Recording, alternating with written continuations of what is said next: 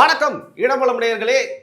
சென்னையில் பிறந்த சேப்பாக்கத்தின் சேகுவேரா போகுது உனக்கு டங்குவாரா. ஜேம்ஸ் கேமராமேன் எடுத்த அவதார என்ன 2 வாட்டி பார்க்கலாமா? ஆனா நம்ம ஸ்டாலின் பெத்தெடுத்த அவதார் நம்ம உதயநிதி ஸ்டாலின் அவர்கள். அவதாரம் அப்படின்னு வேணா சொல்லுங்க. என்ன அவதார்? அவதாரம். எங்கள் நாயகன் செங்கல் நாயகன் உதயநிதி ஸ்டாலின் அவர்கள். செங்கல் சைக்கோ, செங்கல் சூளையில் இருக்கிறவன் தேடிக்கிட்டு இருக்கானா அந்த திருட்டு செங்கலை திருப்பி கொண்டு போய் வச்சிரு. இவர் நடித்த முதல் படம் ஓகே. ஆனா இவருடைய பர்ஃபார்மன்ஸ் துணை முதல்வரா அடிச்சது பிகே. கருமாந்திரம் முடிச்ச திராவிட சிகே அப்படின்னு மக்கள் சொல்றாங்க, நான் சொல்லல.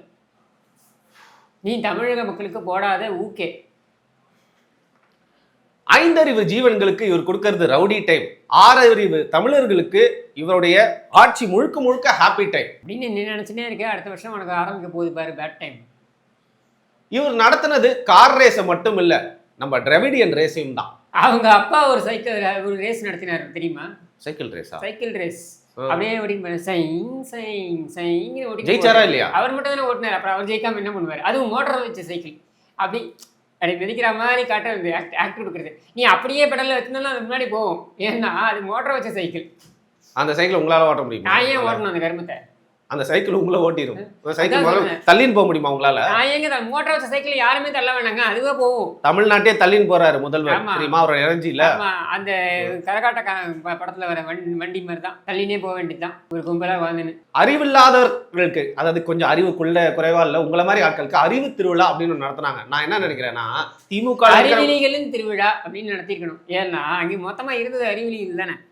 அறிவு திருவிழா. ஏன் இதுக்கு முன்னாடி அறிவு இல்லாம இருந்தீங்களா? அறிவே வந்திருக்கா? அவர் பேச்ச பாத்தீங்களா? உங்களை மாதிரி ஆட்களுக்கு தான் அவர் பேச்சு. உங்களை மாதிரி ஆட்களை பார்த்து தான் பேசியிருக்காரு. என்ன உங்களுக்கு எல்லாம் வந்து அறிவு இல்லாதவங்களுக்கு தான் வந்து பாத்தீங்கன்னா வந்து என்ன பேசினாரு சொல்லுங்க. ஆமா, புத்தகங்களை படிச்சிருக்கீங்களான்னு கேட்டாரு. முழுக்க அறிவு சாடல். வேணா அந்த வீடியோ கூட போட்டு காட்டிடலாம். நீயும் உங்க அப்பனும் சரதாதேவி பாசன் புத்தகம் தான் படிப்பீங்க. என்ன நீ பெரிய அப்படியே புத்தகம்லாம் படிச்சு அப்படியே கிழிச்சுப்பிட்டீங்களோ? ஏதாவது ஒரு புத்தகம் படித்தேன், இந்த புத்தகத்தை இதை புரிஞ்சுக்கிட்டேன்னு சொல்ல பார்க்கலாம். இதெல்லாம் 7 வயசாகி 43 வயசு வரைக்கும் இவனுக்கு வந்து தெரியலையாம் என்னென்னு. இவனுக்கு வந்து இடஒதுக்கீடு என்றாலே என்னென்னு தெரியவில்லை. ஈவேரா என்றால் கூட யார் என்று நான் தெரிந்து வைத்திருக்கவில்லை. இப்பொழுதுதான் தெரிந்து கொண்டேன். இதுதான் இவன் சொன்ன இவனுடைய வாக்குமூலம், நான் சொல்லலை. சரியா? இதில் இவங்க எப்படியே புத்தகம் படித்து இப்படி கிழிச்சு விட்றாங்களா? இதான் சொல்லியிருக்காங்களே. இவங்க பொழுதுபோக்கு என்னென்னு தான் சொல்லியிருக்காங்களே. இவங்க எல்லாரும் சேர்ந்து படத்துக்கு போனாங்களாம். லவ் டுடேவை ஃபோனை மாற்றிக்கிறது. இந்த லவ் டுடே இதை போனாலே இவங்க எல்லாம் உட்காந்து பேசினாங்களாம். ஆலோசனை, குடும்ப ஆலோசனை. இந்த திருட்டு குடும்பம் உட்காந்து வேறு என்ன ஆலோசனை பண்ண போகுது அப்படி. அதில் வந்து அவங்க சொன்னாங்களாம், துர்கா மேடம் சொன்னாங்களாம், நம்ம எல்லாம் ஃபோனை மாற்றிக்கலாமா அப்படின்னு. ஐயோ முடியாதுப்பா அப்படின்னாராம். இவர் சொல்கிறதுக்கு முன்னாடி இவங்க அப்பா சொன்னாராம். சரியா? இப்போ 3 நேரம் என்ன பண்ணிக்கிட்டு இருக்கீங்க ஃபோனில் உட்காந்து? ஏன் ராணுவ ரகசியம் தான் இருக்கும்? என்ன பெரிய ராணுவ ரகசியம் இருக்கும்? இந்திய இறையாண்மை ரகசியம் இருக்கும். ராணுவம் எதுவும் இருக்காது, ரகசியம் இருக்கும். சரியா? அது அப்போ நீங்கள் புரிஞ்சுக்கோங்க. இவங்க 3 நேரம் என்ன பண்ணிக்கிட்டு இருக்காங்கன்ட்டு. இன்ஸ்டாகிராமில் தொட தெரியுதா, கால் தெரியுதான்னு பார்த்துக்கிட்டு இருப்பானுங்க. வேற என்ன தெரிய போகுது? இன்ஸ்டாகிராம்ல வந்து பாத்தீங்கன்னா வந்து குழந்தைகள் வீடியோஸ் வரும், சாப்பிடுற வீடியோஸும் வரும், சும்மா கால் தெரியும். யார் நம்ம என்ன இன்ஸ்டாகிராம்ல திருட்டு அக்கவுண்ட் நீங்க ஏதாவது பார்த்துட்டு இருக்கீங்க கிஷோர்? அல்காரிதம் வந்து நம்ம என்ன பார்க்குறவோ அதை நோக்கி தான் அல்காரிதம் இருக்கும். அது சார்ந்த வீடியோஸ் தான் வரும். சரியா? இப்போது சிவி சண்முகம் ரொம்ப அருமையாக சொன்னார். நீ காலை பாரு, தொடையை பாரு, அது மேட்ரு கிடையாது. சரியா? ஆனால் நீ அதை எடுத்து எங்கே பகிர்ற? அதிகாரபூர்வமாக இருக்கக்கூடிய துணை முதலமைச்சருடைய ட்விட்டர் பக்கத்தில் நீ அதை பகிர்ற. அதுக்கப்புறம் நீ ரிமூவ் பண்ணுற, அது வேற விஷயம். ஆனால் நீ பகிர்ந்தது உண்மை தானே. கை தவறி விழுந்தது என்னங்க சொல்கிறது? தவறி, அதான் நான் சொல்கிறேன். நீ கை தவறி அது கை தவறி விழுந்ததுன்னா அவன் கையேன் தவறுது. நான் என்ன கேட்குறேன், மெட்ரோவில் போயிட்டு இருக்காரு ஸ்டாலின். அப்போ வந்து பார்த்தீங்கன்னா ஒருத்தர் நிற்கிறாரு, அவர் மூஞ்சில் வந்து உட்காந்துருக்கு. அதை வந்து ஷூ அப்படின்னு தள்ளுறாரு. அதில் போயிட்டு அந்த பையன் அடிச்சிட்டான். இரும்பு அடிக்கிற இடத்துல என்ன வேலை அப்படின்னு சொல்லி அவன் கேட்டிருப்பான் இவரை பார்த்து. நீ என்ன பண்ணுற மெட்ரோ ட்ரெயின்லன்ட்டு. அதுவும் ட்ரெயினுக்கும் இந்த குடும்பத்துக்கும் இருக்கிற ராசி இருக்க பாருங்க. அடே அப்பா. அதாவது அந்த காலகட்டத்தில் அந்த ட்ரெயினும் சரி, இன்னைக்கு இருக்கிற metro 3rd phase 2nd phase 4th phase வரைக்கும் இருக்கக்கூடிய குடும்பம். அந்த காலத்தில் ரயில் கக்கூஸ்லேருந்து ஆரம்பிச்சுதுங்க தமிழ்நாட்டுடைய தலைவிதி. இன்னி வரைக்கும் அதை பிடிச்சி ஆட்டி படைக்குது. அந்த ஒரு டிடிஆர் உண்மையிலேயே பேனா செலவு வைக்கிறதுக்கு பதிலாக டிடிஆருக்கு தான் செலவு வைக்கணும் இவனுங்க பீச்சில். ஏன்னா அந்த ஒரு டிடிஆர் அன்றைக்கி வேலை செய்யாததன் காரணமாக 60 தலைமுறைக்கு இவனுக்கு சொத்து சேர்த்து வச்சுருக்கானுங்க. சரி, எனக்கு அடிக்கடி இந்த சரோஜா தேவியோட வாழ்க்கை வரலாறு எத்தனை வாட்டி தாங்க படிப்பாங்க? அந்த புக்கே எத்தனை வாட்டி பேசிட்டு சரோஜா இருக்கீங்க? தேவி புத்தகம் அப்படின்னா அது என்னன்றது புரிய வேண்டியவங்களுக்கு புரியும். சரி, சரியா? எனக்கு புரியாது. நான் அதனால அப்பாவியாவே தான் இருந்து போறேன். இவங்கள நான் நடுப்பக்க நக்கிகள் அப்படின்னு சொல்றேன். என்னங்க நக்கி கிக்கின்னு. சரி, இப்போ அவர் பேசுறது சரி, பக்கிகள். அந்த வீடியோவே நம்ம போட்டு அவருடைய நான் பேசினாதான் நம்ப மாட்டீங்க. அவர் வந்து அவ்வளவு தெளிவா உங்க எல்லாரையுமே வெறுப்பேத்துற மாதிரி சும்மா சவால் விடுற மாதிரி பேசிட்டாரு. இவன் வாழ்க்கையில பெரிய சவால் என்ன தெரியுமாங்க? என்ன? இதுங்க சாரி. என்ன? இவன் வாழ்க்கையிலே எதிர்கொண்டிருக்கின்ற பெரிய சவால் என்னவா இருந்திருக்கும்? நீங்க சொல்லுங்க. லைசன்ஸ்க்காக போய் நின்றுப்பானா? பால் பாக்கெட் வாங்க போய் எங்கேயாவது கூட்டத்தில் நின்றுப்பானா? ரேஷன் கடைக்காக போய் நின்றுப்பானா? சொல்லுங்க. அவருக்கு ஏங்க அதெல்லாம் போய் நிக்கணும்? தேடி வருங்க. அதுதான் சொல்றேன் நான். எல்லாமே திருடு தான். வேணும் தேடி வரப்போறதுன்னா என்ன இப்படி உடச்சு தேடி வரப்போறது தானே. சரி, இவன் எல்லாம் போய் நின்றுப்பானா? எதுவுமே கிடையாது. சரியா? இவனுக்கு என்ன பெரிய சவால் இருக்க பொழுது? சரி இருங்க. காலையில 10 மணிக்கு எழுந்துக்கிறது இவனுக்கு சவாலா இருக்கும். அப்படிலாம் இல்லை. எனக்கு தெரிஞ்சு அவர் தூங்காம வேலை செஞ்சுட்டு இருக்காருங்க. அதெல்லாம் பார்க்குறோமே. அதில் ஷார்ட்ஸ் போட்டு வரான். ஒரு அதிகாரிகள்லாம் அங்கே இருக்காங்க. அதிகாரிகள் அங்கே நிற்கிறாங்க. இந்த அதிகாரிகள்லாம் நிற்கிற இடத்துல நீ வந்து ஒரு ஷார்ட்ஸ் போட்டு மாட்டிட்டு வர, இதை எப்படி ஏற்றுக்க முடியும் சொல்லுங்க? சரி, அதாவது ஒரு குறைந்தபட்ச சீரியஸ்னஸ் இருக்கவங்க கூட இதை செய்ய மாட்டான். சீரியஸா மூஞ்சி வச்சிருந்தா சீரியஸ்னஸ் யாருங்க சொல்லி கொடுத்தாங்க உங்களுக்கு? சீரியஸா மூஞ்சி வச்சிருந்தா தான் சீரியஸ்னு யார் சொல்லி? இல்லைங்க, அவன் தான் கிறுக்கு பையன் மாதிரி செய்கிறானே. அவன் சிரிப்பான் பார்த்துருக்கீங்களா? கிறுக்க மாதிரி இருக்கும். அக்மார் கிறுக்கன். பிரதர், இன்னைக்கு உடைகளை வச்சு ஒரு மனிதனை வந்து நம்ம உடைகள் அப்படி கிடையாது. அதுக்காக நீங்கள் எப்படி வேணாலும் வருவீங்களா? தேர் சம்திங் கால் ப்ரோட்டோகால் இல்லையா? கிளப்புக்குள்ள விட மாட்டாங்க. ரவுண்ட் நெக் டிஷர்ட் போட்டிங்கன்னா காஸ்மோபாலிட்டன் கிளப்புக்குள்ள விடுவானா? காலர் வச்சு போட்டு வர சொல்லுவாங்க, ஷூ போட்டு வர சொல்லுவாங்க. சொல்லுவாங்களா மாட்டாங்களா? அப்போது ஏன் சொல்கிறாங்க? இந்த இடத்துக்கு ஒரு மரியாதை. இன்ஃபேக்ட் வேட்டி கட்டியாக விடமாட்டோம்னு சொன்னது பெரிய இஷ்யூ ஆகி சட்டமன்றம் வரைக்கும் போய் சொல்லி ஜெயலலிதா அப்போ முதலமைச்சராக இருந்தாங்க. அவங்க அப்புறம் ஒரு இது கொண்டு வந்தாங்க, ஒரு தீர்மானமாக இவங்க கொண்டு வந்தாங்கன்னு நினைக்கிறேன். ஏன் அந்த ப்ரோட்டோக்கால் வச்சிருக்கான்? நீ ஷார்ட்ஸ் போட்டு அப்படியே வருவியா? தூங்கி எழுந்து அப்படியே வராங்க. இவனெல்லாம் எப்படி நீங்கள் சீரியஸ்? இவனுக்கு என்ன சவால் இருக்கும் வாழ்க்கையில்? இவனுக்கு என்ன சவால் இருந்திருக்கும்னு நினைக்கிறீங்க வாழ்க்கையில்? சவால் எல்லாரும் எதிர்கொண்டு வந்திருக்கும். சரியா? ஏதோ அவங்க உங்கள் லெவலுக்கு நீங்கள் எதிர்கொண்டு இருப்பீங்க. I understand, I believe. சரியா? அப்போ ஒவ்வொருத்தரும் ஒரு சவாலை எதிர்கொண்டு வரோம்ல. இந்த மந்த்து நமக்கு இவ்வளோ வீடியோஸ் போட்டால் தான் இவ்வளோ ரெவென்யூ. சவால் தானே. போய் ரெண்ட் கட்டணும், சவால் தானே. இதை ஒவ்வொரு வீடியோவில் திரும்பி சொல்கிறேன். நீ கூட நினைக்கலாம் இவன் ஏன் திரும்பி சொல்கிறான். ஏன் தெரியுமா? ஒவ்வொரு பார்வையாளரும் ஏதோ ஒரு இடத்துல அவன் வாழ்க்கையில் அவன் எதிர்கொள்ளக்கூடிய விஷயங்களை தான் நான் சொல்கிறேன். இல்லைன்னு யாராவது ஒருத்தம் இருக்கட்டும், கமெண்ட்டில் செக்ஷனில் இருக்க ஒருத்தம் இருக்கட்டும். எவ்வளோ சவாலுங்க ஒவ்வொருத்தனுக்கும், எவ்வளோ பிரச்சனைகள். இதெல்லாம் மீறி நீங்கள் கமெண்ட் செக்ஷனில் போடுற ஒரு இதை பார்த்துருக்கீங்களா?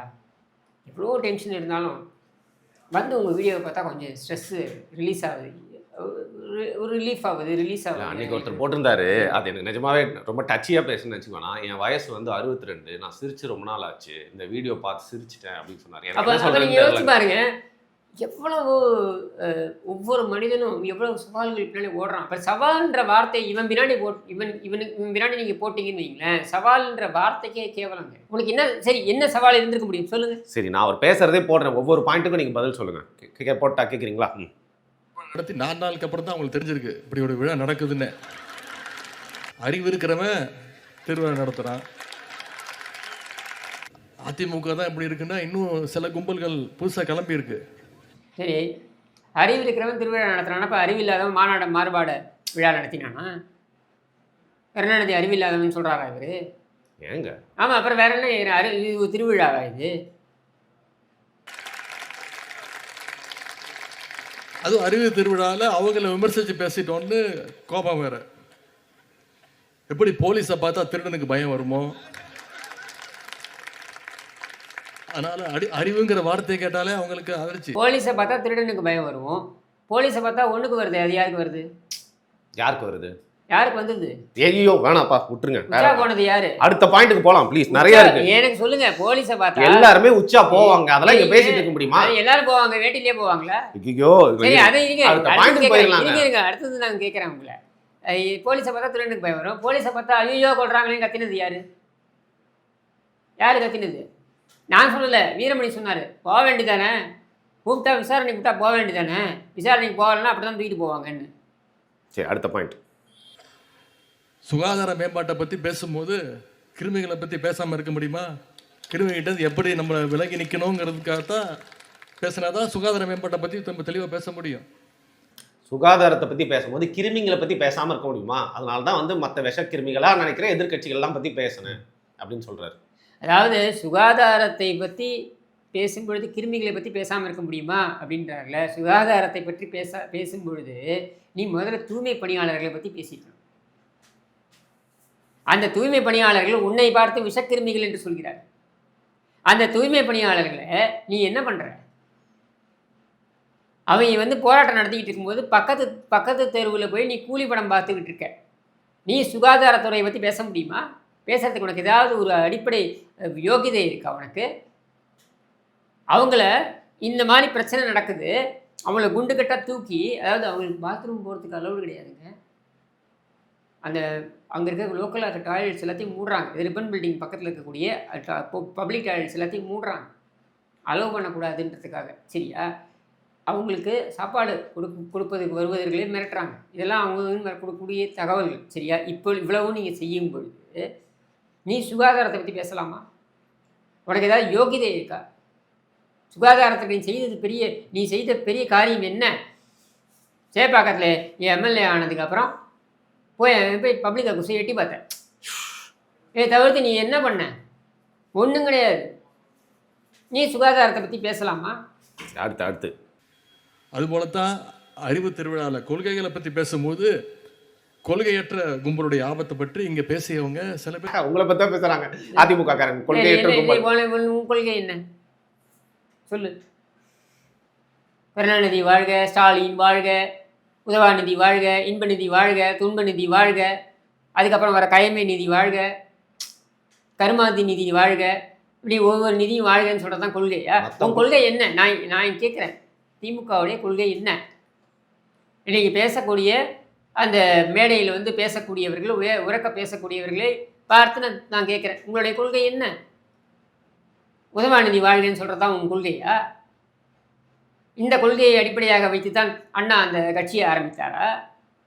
அண்ணா அந்த கட்சியை ஆரம்பித்த போது ஒரு குடும்பத்துக்கு அதை கொண்டு போய் நம்ம லீஸுக்கு விட்டுருவோம், கட்சியை லீஸுக்கு இல்லை மொத்தமாக விற்பனையே பண்ணிடுவோம் கட்சியை அப்படின்னு சொல்லி தான் அந்த கட்சியை ஆரம்பித்தாரா?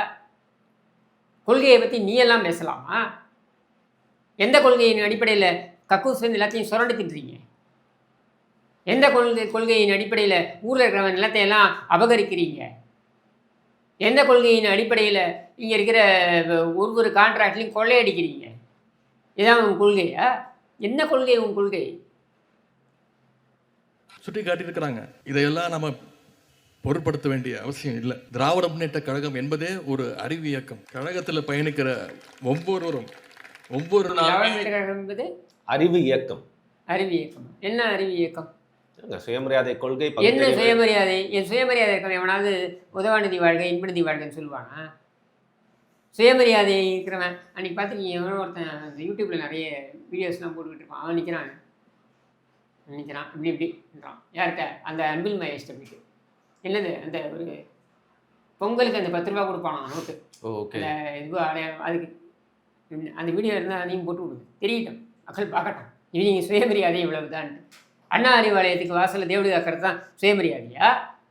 ஒரு நல்லா மாட்டிக்கிறானுங்க, ஒரு கருப்பு பேண்ட்டு, ஒரு வெள்ளை சட்டை மாட்டிக்கிட்டு இவன் 2.5 கோடி ரூபாய் காரில் இப்படி போவாரான். யார்? ஸ்டாலின். அதுவும் யாருடைய காரு? இன்பநிதி பேரில் வாங்கின காரு. அவன் என்ன வேலை செஞ்சுருப்பான்? அவன் வாழ்க்கையில் என்ன வேலை செஞ்சுருப்பான் சொல்லு. அவனுக்கு எங்கே இந்த 2.5 கோடி ரூபா கார் வந்துச்சு? இதை கேட்க மாட்டான். இதை கேட்குறவன் பகுத்தறிவுவாதி. ஏண்டா அவனுக்கு எங்கேருந்துடா கார் வந்துச்சுன்னு கேட்குறவன் பகுத்தறிவுவாதி. சரியா? சரி, பகுத்தறிவு தான் இல்லை, சுயமரியாதைக்கு வருவோம். அந்த காரில் அவர் ஒரு 5 நிமிஷம் இவங்களுக்காக கூட நடக்கிற மாதிரி நடந்துட்டு ஊர்வலம் சென்றார்கள் அப்படின்னு அந்த வீடியோ எடுத்து போட்டுட்டு அதுக்கப்புறம் அவர் காரில் ஏறிடுவார். ஏறினோடனே இவன் பின்னாடி வாழ்க வாழ்க வாழ்கவே வாழ்க வாழ்க வாழ்கவே கத்தி நீ வெயிலில் போகும். அவன் இன்பநிதி ஏதாவது கவலைப்பட்டிருப்பானா? பார்த்துருக்கீங்களா? அவன் நடந்து வந்திருக்கானா ஏன் வெயிலில் மரினா கடற்கரையில்? இந்த உதவாநிதி நடந்து வந்து பார்த்துருக்கீங்களா? மரினா கடற்கரையில் நடந்து வந்து பார்த்துருக்கீங்களா? இல்லை. இவனையும் கத்தின்னு போவானுங்க, ஓழ்க ஓழ்க ஓழ்கவே. அங்கே போயிட்டு அவனுக்கு போய் அந்த தயிர் வடையை, அந்த ஊசி போன தயிர் வடையை அந்த சமாதியில் வச்சுட்டு அவனுக்கு 1 நிமிஷம் நின்றுட்டு போனால் இவங்க அங்கே நின்றுட்டு எழுந்துவோம் கருணாநிதி, எழுந்துவோம் கருணாநிதி. இதுதான் இவனுக்கு. இது சுயமரியாதையா? அசிங்கமாக இல்லை உங்களுக்குலாம்? அறிவு திருநாள். குக்கிராமங்களில் கூட படிப்பகம் நடத்திய இயக்கம் நம்முடைய திராவிட முன்னேற்ற கழகம். சலூன் கடை, டீ கடை, சைக்கிள் ஸ்டாண்டுன்னு சாமானிய மக்களையும் அரசியல் பேச வச்ச இயக்கம் நம்முடைய திராவிட முன்னேற்ற கழகம். கடை, டீ கடை, இங்கே எல்லாம் அரசியல் பேச வைத்த இயக்கம் திராவிட முன்னேற்ற கழகம், மறுப்பதற்கில்லை. அதெல்லாம் எப்போ? அண்ணா இருந்த காலத்தில். இன்னைக்கு பிரியாணி கடை லெவல் இன்னைக்கு நீங்கள் பிரியாணி கடையில் போய் சண்டை போடுறது என்ன, பாக்ஸிங், சரியா? அது மட்டும் இல்லாமல் ஒரு கடையை விடுறதில்ல, வளையல் கடை, பஜ்ஜி கடை, எல்லா இடத்தையும் போய் சண்டை போடுற இயக்கம் தானடா உன் இயக்கம். இதுக்கேடா ஒரு அறிவு. நம்முடைய ஒவ்வொரு தலைவர்களும் நூற்றுக்கணக்கான பத்திரிகைகளை தலைமையேற்று நடத்தினாங்க. கழக முன்னோடிகள், முன்னாடி இருந்த முன்னோடிகளும் சரி, இப்போ இருக்கக்கூடிய அமைச்சர் பெருமக்களாக இருந்தாலும் சரி, சாதாரண நிர்வாகிகளாக இருந்தாலும் சரி, இன்னைக்கு வரைக்கும் புத்தகங்கள் எழுதிட்டு இருக்கிறாங்க. நம்முடைய கழகத்துடைய மேடைகள் ஒவ்வொன்றும் கொள்கை வகுப்பறைகள்னு சொன்னால் அது மிகையாக. அதாவது பத்திரிகைகள் நடத்திக்கிட்டு இருக்காங்க. இவங்க சொல்கிறாங்களே, இது ஒரு பெரிய காமெடி. என்னென்னா, திராவிட நாடு அண்ணாவுடைய பத்திரிகையாக இருந்தது, திமுகவுடைய அதிகாரப்பூர்வமான பத்திரிகையாகவும் பார்க்கப்பட்டது. அதுக்கப்புறம் என்ன பண்ணார், அண்ணா மறைவுக்கு அப்புறம் இவர் கருணாநிதி முதலமைச்சரான அப்புறம் உடன்பிறப்பே உளுத்தம் பருப்பே, என்னால் இந்த பத்திரிகையை நடத்த முடியாது. ஏன் நடத்த முடியாது? பணம் இல்லை, நடத்த முடியாது. அதனால் நான் இனி எழுத முடியாத ஒரு நிலை வந்து விடுமோ என்று ஏங்குகிறேன் இப்படின்னு இவர் எழுதின உடனே, தலைவா அப்படின்னு இவனுங்க தான் அவர் அந்த வீட்டுக்கே சென்று பல நாட்கள் ஆகிவிட்டது. நாளிதா தலைவா நாங்கள் கூப்பிட்டு போகிறோம்னு சொல்கிறவனுங்களாச்சு. அதனால் இவங்க இது மாதிரி நாங்கள் இருக்கிறோம், நாங்கள் தருகிறோம் அப்படின்னு பணம் எல்லாம் நன்கொடை கொடுக்குறாங்க. முரசொலி யாரோடது? மாறன் சகோதரர்களோடது. அதாவது மாறன் சகோதரர்கள்லாம் முரசொலி மாறன் நடத்திட்டு இருந்தார். கருணாநிதியோடது முரசொலி மாறன் நடத்திட்டு இருந்தார். முரசொலி அறக்கட்டளை. முரசொலி பத்திரிகையை திமுக வாங்குகிறது. வாங்குவதற்கு மாறன் குடும்பத்திற்கு இவங்க பணம் தராங்க, 1 கோடி ரூபாய் கொடுத்து. யார்கிட்ட வந்துருச்சு? முரசொலி அறக்கட்டளைக்கு வந்துருச்சு. முரசொலி அறக்கட்டளை யார்கிட்ட இருக்கு? இப்போ ஸ்டாலின் குடும்பத்துக்கு இருக்கு. மாறன் குடும்பத்திலேருந்து ஸ்டாலின் குடும்பத்துக்கு கைமாத்தா வாங்குறதுக்கு 1 கோடி ரூபாய் தொண்டம் கொடுக்கணுமா? இவன் நடத்துனது பேர் பத்திரிகை. அதுவும் ஏன் 1 கோடி ரூபாய் மதிப்பு? அன்றைய தினம் சர்க்குலேஷனில் பீக்கில் இருந்த இந்து பத்திரிகைக்கு நிகராக முரசொலியுடைய மதிப்பை போடுறாங்க இவங்க. ஆமாங்க, எல்லார் வீட்லயும் முரசொலி இல்லாமல் இருக்குமா? என்னங்க, பால் பாக்கெட் இருக்கோ இல்லையோ முரசொலி. ஆமாங்க, எல்லார் வீட்லையும் குழந்தை இருக்கும், தொடச்சி போடுறதுக்கு தேவைப்படும். நம்ம அடுத்த இதுக்கு போகலாம். கழகத்துடைய முதல் தலைமை அலுவலகம் பேரறிஞர் அண்ணா வச்ச பேர் அதற்கு அறிவகம். அதன் பிறகு நம்முடைய கலைஞர் கட்சியினுடைய தலைமை நிலையத்தை கட்டினார். அதற்கு அவர் வச்ச பெயர் அண்ணா அறிவாலயம். இந்த அறிவாலயத்தை கதைக்கு வரேன். இந்த அண்ணா அறிவாலயம் பார்த்திங்கன்னா, இந்த அறிவாலயத்தை கட்டுவதற்கு எனக்கு நிதி வேண்டும், எல்லாரும் கொடுத்தாங்க நிதி. அறிவாலயத்தையும் கட்டிட்டார், சரியா? அறிவாலயத்தை கட்டி திறப்பு விழா. திறப்பு விழா என்ன தெரியுமா நடந்துச்சு? ஐ திங்க் செப்டம்பர் 16 வரும், அந்த 1987 நினைக்கிறேன். திறப்பு விழாவில் இவர் நம்ம மதுரை ஆதீனம் அவரும் வந்திருக்காரு, நின்றுட்டுருக்காரு. இவங்க எல்லாம் உட்காந்துருக்காங்க மேடையில்.